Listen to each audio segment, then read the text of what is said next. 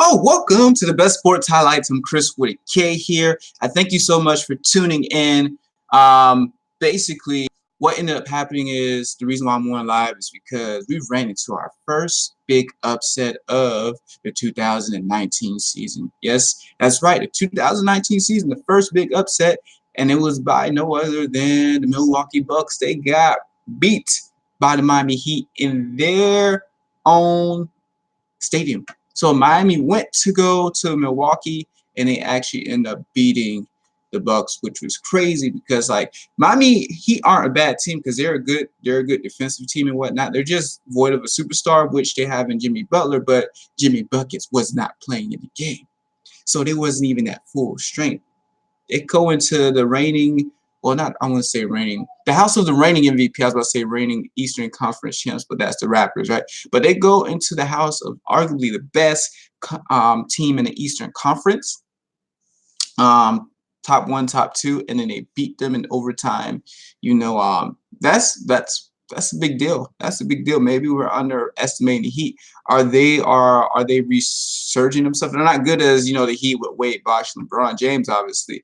But could they be a big threat in the East that people were sleeping on? Is there a reason why I'm about to say Buckets, but Jimmy Butler went to the Miami Heat because he knew what was stirring in the water down there. So just think about it. I'm thinking like they could be like maybe somewhere similar to what the Clippers were last year. A great defensive team, got a great coach, great organization.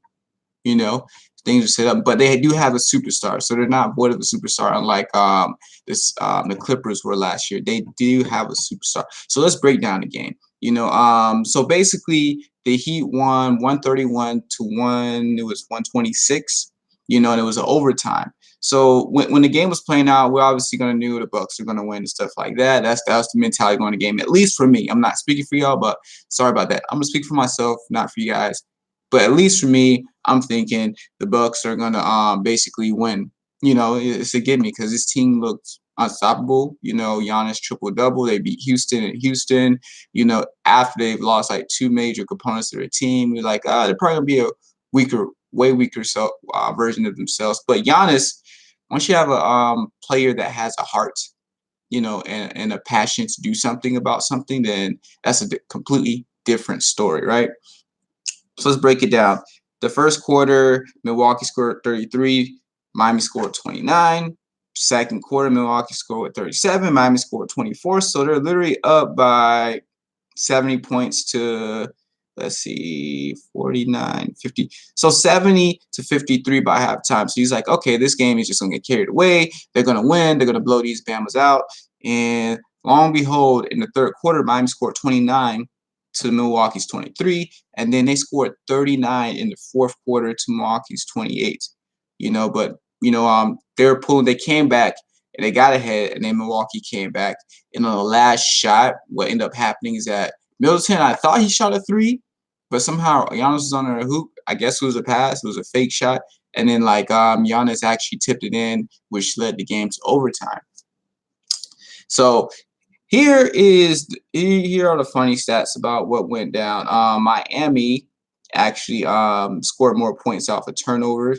They actually had 62 bench points to Milwaukee Bucks only had 36 bench points. Miami scored more points in the paint, which is weird because you think of Giannis, and that's where most of his points came from. But the Bucks outscored them at fast break points to 25 points to 11. And the largest lead the Bucks had of the game was 21 points. Miami, it was 9 points. So this game clearly said Miami should have won the game. They shot a little bit better from 3-point. They made 16 to 44 at 36%, and Milwaukee only made 17 to 54. So they shot way more 3-pointers, 10 more, and then they made 17, one more for 31%. So if we break down the Bucks stats, if you look at Giannis, he had 29, 17 rebounds, 29.17 rebounds, and 9 assists. 1 assist shy of another triple-double. He didn't get the triple-double, unfortunately.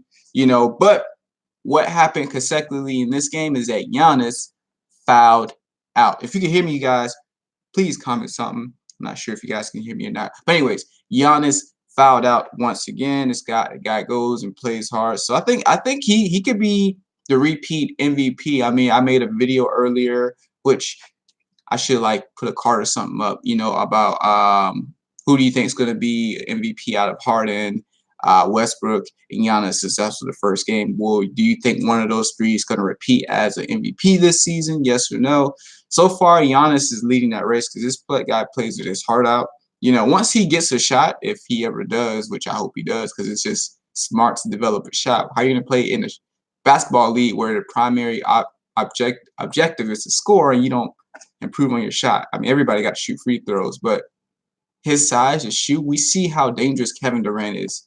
This guy is the most lethal shooter we've ever seen, an unblockable shot. But if Giannis, I think he's probably longer than Kevin Durant gets a shot. Oh my gosh. It's like Kevin Durant with Westbrook combined, which is probably the most deadliest player in the NBA we've probably ever seen. But I don't think that's going to really happen. But then again, this guy has an engine in the heart. Who knows? Who knows, right? Middleton had 25 points, so he scored more points this game. Lopez, he had 12 points. Let's see here. Yes, Brook Lopez. Okay, Brook Lopez is the one that starts. He's the better, I guess, of the Twin Towers. I call the Lopez brothers. I call them the Twin Towers because they're twins and they're really tall. But they call him something mountain, the shooting mountain or something. That's his nickname, I guess, because he can shoot threes, which he can. Bledsoe once again was in foul trouble. He's an all right point guard. And Matthews is a great pickup. I like Korver and Ilyasova.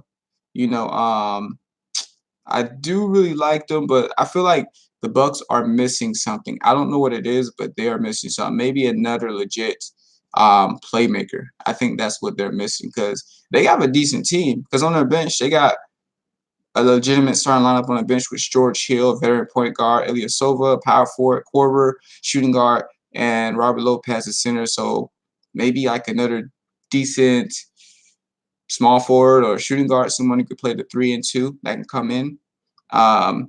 So yeah, when we look at the shooting percentage, Giannis didn't shoot that well. He shot 12 for 21. Well, actually shot over 50%, 5 for 9 for free throw.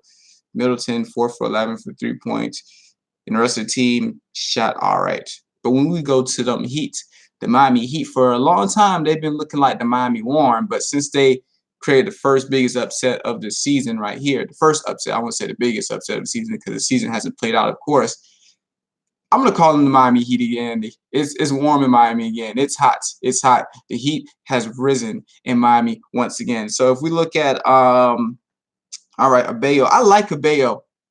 I wish he can have like a post game or something like that because this guy can dunk, alley-oop, have very energetic. He's very young too. He had 19 points and 13 rebounds.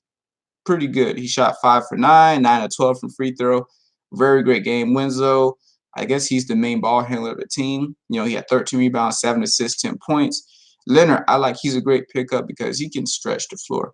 I wish like a Golden State would have picked him up because that's what they need right now. A big man that can shoot from the 3, that can kill him, that you can't don't leave him open. And Tyler Hero, he will develop as the season comes on because he's like a off the ball shooter. He's kind of like had the Ray Allen, Steph Curry, Klay Thompson-ish kind of game in regards to like his offense. Like there's no plays really set up for him, but he comes off of screens and he can shoot it well.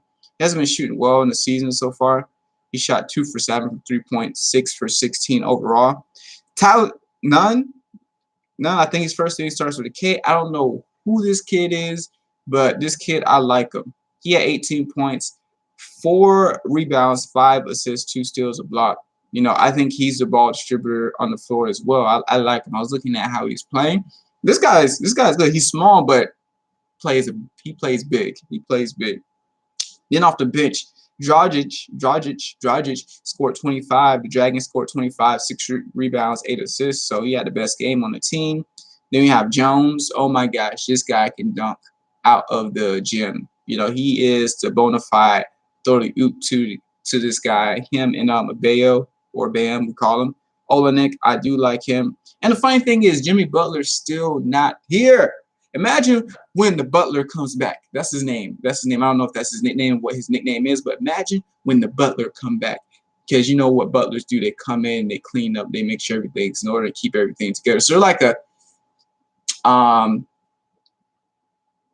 an unforgotten mother that's not a part of family, unforgotten but mommy, daddy that's not part of family, blood, or marriage wise, but work wise. They come in, they clean up, make sure everything is together. So think about when Jimmy comes back, his presence on the floor, the defense is going to intensify, the clutch moments are going to intensify. So you have a closer, bona fide closer, and he's going to keep people more accountable. So the Heat, oh my gosh, the Heat might turn from the Miami Warm to the Heat because they're the Heat right now. So they went from the Warm to the Heat to the Miami Fire, FYA Fire, because they upsetted the Bucks. I think because of the fact that Giannis did foul out, did play a major key in the fact that they lost in overtime because he is the engine of the team. When he goes down, who is the person that backs up? And I think that's the reason why Brogdon was so a crucial piece, because when he left, guess what? When Giannis goes out, who's the person you're going to count on for offense? That's the question, you know. Like George Hill, but I don't know if I can count on the guy. Anyways, that's my spiel. That's my 2 cents. And if you did like the content here, please make sure you subscribe to this channel. Give me a like on this video, and leave me a comment below. How far you think the Miami Heat will go this year? Will they remain the Heat? Will they go back to the Miami Warm, or will they turn into the Miami Fire? I can't make the sound effects, but I can make the Miami Fire. But anyways, yeah, thank you for tuning in. My name is Chris with a K. Thank you for tuning in to Best Sports Highlights. I'm out. Until next time, people, let's see how the season goes. Peace!